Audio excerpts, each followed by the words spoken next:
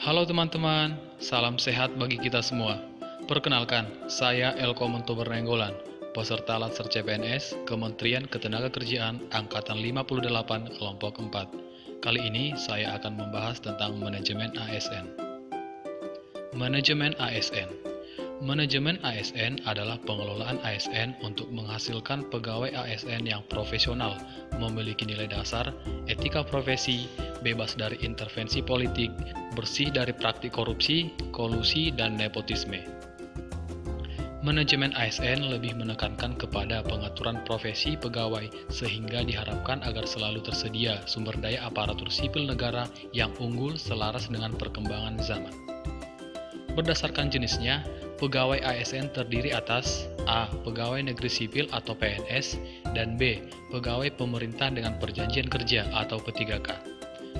Pegawai ASN berkedudukan sebagai aparatur negara yang menjalankan kebijakan yang ditetapkan oleh pimpinan instansi pemerintah, serta harus bebas dari pengaruh dan intervensi semua golongan dan partai politik. Untuk menjalankan kedudukannya tersebut, maka pegawai ASN berfungsi sebagai berikut. Yang pertama, pelaksana kebijakan publik. Yang kedua, pelayan publik. Dan yang ketiga, perekat dan pemersatu bangsa. Agar dapat melaksanakan tugas dan tanggung jawabnya dengan baik, dapat meningkatkan produktivitas, menjamin kesejahteraan ASN dan akuntabel, maka setiap ASN diberikan hak. Sesuai dengan asas proporsionalitas, ASN telah memperoleh hak tertentu harus menjalankan kewajibannya sesuai dengan tugas dan tanggung jawab. Sebagai profesi, ASN bekerja dengan berlandaskan pada kode etik dan kode perilaku. Kode etik dan kode perilaku ASN yang diatur dalam Undang-Undang ASN menjadi acuan bagi para ASN dalam penyelenggaraan birokrasi pemerintah dan bertujuan untuk menjaga martabat dan kehormatan ASN. Sistem merit adalah konsepsi dalam manajemen ASN yang menggambarkan diterapkannya objektivitas dalam keseluruhan semua proses dalam pengelolaan ASN, yakni pada pertimbangan kemampuan dan prestasi individu untuk melaksanakan pekerjaannya. Sistem merit adalah konsepsi dalam manajemen SDM yang menggambarkan diterapkannya objektivitas dalam keseluruhan semua proses dalam pengelolaan ASN, yakni pada pertimbangan kemampuan dan prestasi individu untuk melaksanakan pekerjaannya. Sistem merit adalah kebijakan dan manajemen ASN yang berdasarkan pada kualifikasi, kompetensi, dan kinerja secara adil dan wajar, dengan tanpa membedakan latar belakang politik, ras, warna kulit, agama, asal-usul, jenis kelamin, status pernikahan, umur, atau kondisi kecacatan.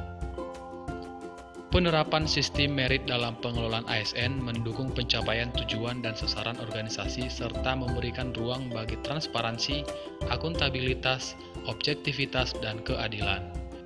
Beberapa langkah nyata dapat dilakukan untuk menerapkan sistem ini, baik dari sisi perencanaan kebutuhan yang berupa transparansi dan jangkauan informasi kepada masyarakat, maupun jaminan objektivitas dalam pelaksanaan seleksi, sehingga instansi pemerintah mendapatkan pegawai yang tepat dan berintegritas untuk mencapai visi dan misinya. Pasca rekrutmen, berbagai sistem pengelolaan pegawai dalam organisasi harus mencerminkan prinsip sistem merit yang sesungguhnya, di mana semua prosesnya didasarkan pada prinsip-prinsip yang objektif dan adil bagi pegawai. Jaminan sistem merit pada semua aspek pengelolaan pegawai akan menciptakan lingkungan yang kondusif untuk pembelajaran dan kinerja. Pegawai diberikan penghargaan dan pengakuan atas kinerja yang tinggi. Di sisi lain, bad performers mengetahui kelemahannya untuk kemudian dibantu oleh organisasi untuk meningkatkan kinerja. Manajemen PNS meliputi penyusunan dan penetapan kebutuhan, pengadaan, pangkat dan jabatan, pengembangan karir, pola karir, promosi, mutasi, penilaian kinerja, penggajian dan tunjangan, penghargaan, disiplin, pemberhentian, jaminan pensiun dan hari tua, dan perlindungan. Manajemen P3K meliputi penetapan kebutuhan, pengadaan, penilaian kinerja, penggajian dan tunjangan, pengembangan kompetensi, pemberian penghargaan, disiplin, pemutusan hubungan perjanjian kerja, dan perlindungan. Pengisian jabatan pimpinan tinggi utama dan madya pada kementerian, kesekretariatan lembaga negara, lembaga non-struktural, dan instansi daerah dilakukan secara terbuka dan kompetitif di kalangan PNS dengan memperhatikan syarat kompetensi, kualifikasi, kepangkatan, pendidikan dan latihan, rekam jejak jabatan, dan integritas serta persyaratan yang dibutuhkan sesuai dengan ketentuan peraturan perundang-undangan.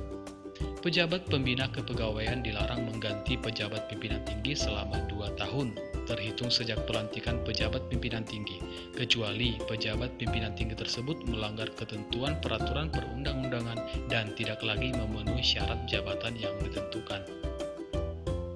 Penggantian pejabat pimpinan tinggi utama dan madya sebelum 2 tahun dapat dilakukan setelah mendapat persetujuan dari Presiden.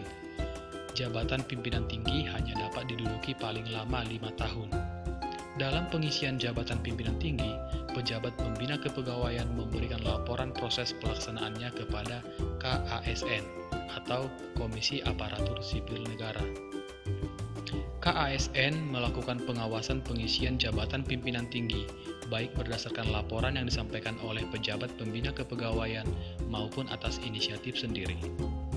Pegawai ASN dapat menjadi pejabat negara. Pegawai ASN dari PNS yang diangkat menjadi pejabat negara diberhentikan sementara dari jabatannya dan tidak kehilangan status sebagai PNS. Pegawai ASN berhimpun dalam wadah Korps Profesi Pegawai ASN Republik Indonesia. Korps Profesi Pegawai ASN Republik Indonesia memiliki tujuan menjaga kode etik profesi dan standar pelayanan profesi ASN, dan mewujudkan jiwa Korps ASN sebagai pemersatu bangsa.